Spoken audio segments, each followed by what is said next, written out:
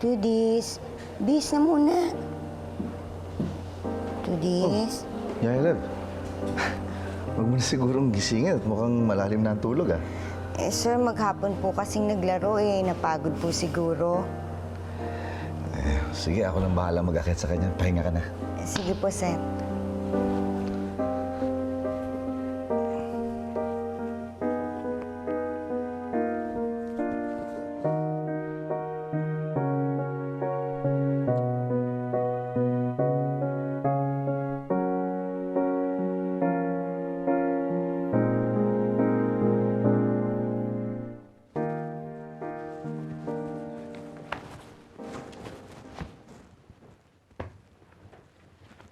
Oh, mukhang masaya asawa ko ah. Sobrang saya. Dahil ngayon parang feeling ko kumpletong-kumpleto na ang buhay ko nandiyan si Trudis. Hindi pala ako kumukumpleto ng buhay mo. Honey, siyempre, iba ka. Asawa kita eh. Iba rin naman yung anak. Okay lang. Sabi mo eh. Oh, wait. Saan ka pupunta? Nagtatampo ka na naman ba? Kuha lang ako ng gatas sa kitchen para makatulog.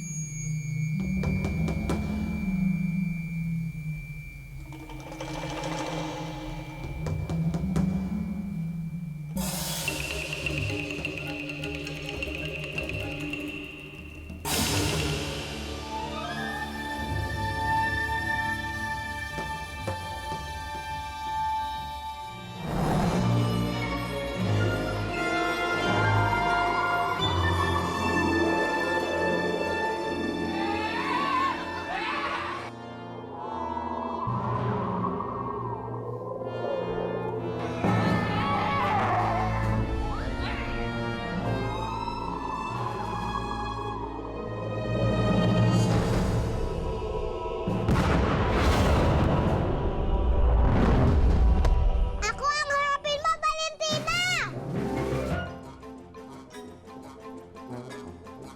Nagkita tayo ulit, Darna!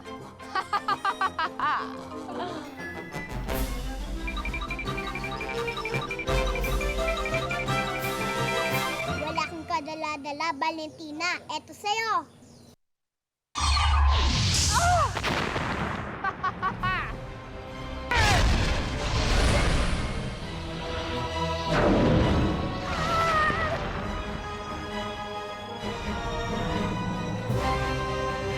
Ano, lalaman ka pa?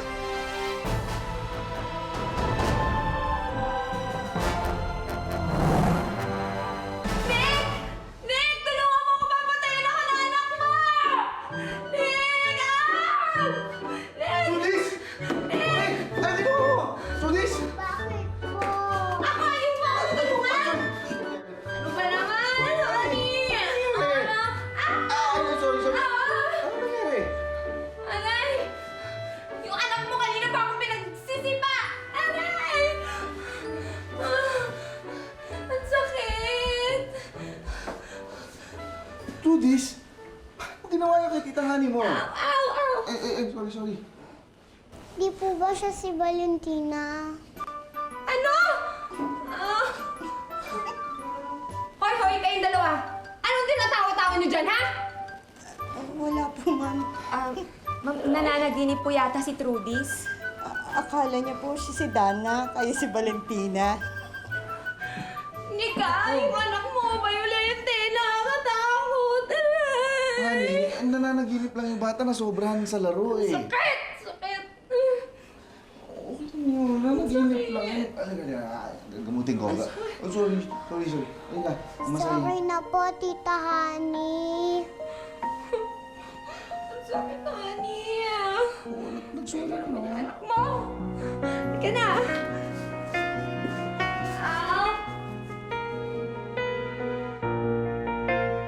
Aray! Sweetheart, pagpasensya mo na si Trudis. Nick, ano ba naman yung anak mo? Ba't di ba ako ginaganito? Inaano ko ba siya? Siyempre, Hindi naman yung sinasadya yun, nananaginip eh. Siyempre, kakampihan mo yung bata. Ito na nga ako, sugatan na, ang sakit-sakit. Siyempre, ako iintindi dahil ako yung matanda. Ganon?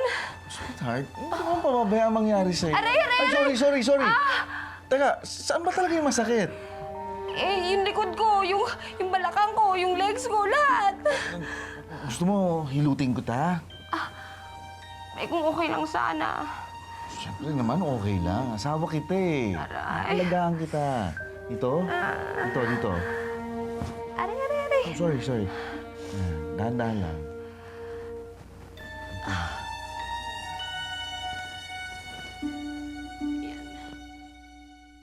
Yaya Leb, bad ba ako?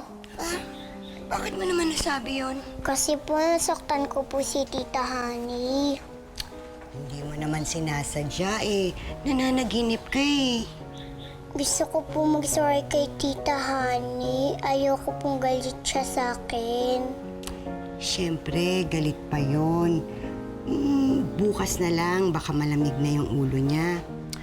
Ikaw naman kasi, masyado mong dinidibdib yung pagiging superhero mo.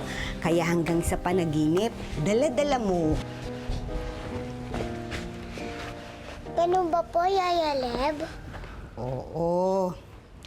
Kaya dapat, di ba, bago matulog, ang importante, mag-pray para bantayan ka ng guardian angel mo.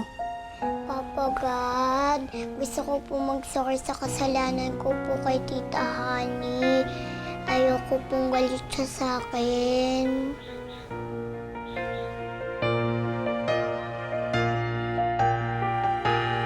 Martin, anong sadya mo dito? Tungkol ho dun sa ongoing investigation sa kaso ni Trudis. Nakakatuwa naman. Iruin mo, pareho pa kayo ni Migs na tumutulong dito sa bata.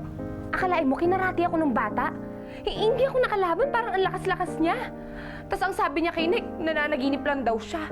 Ano na magagawin natin? Pupunta ako dyan. Lagot sa akin ang batang yan. Kamusta, Colonel? May balita na ba tayo kay Bogart at saka kay Johnny? Well, so far wala pa tayong solid leads. Migs, siya nga pala. Dumating dito si Martin. Talaga ho?